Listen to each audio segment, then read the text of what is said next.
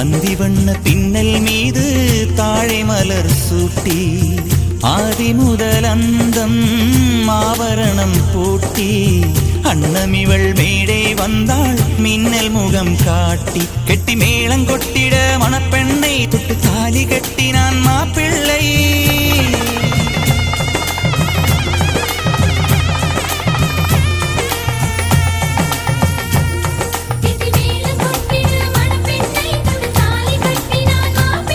இந்த ஏழை நெஞ்சமும் நீ வாழ என்றும் பூக்கள் தூவும் நீ வாழ நலமாக.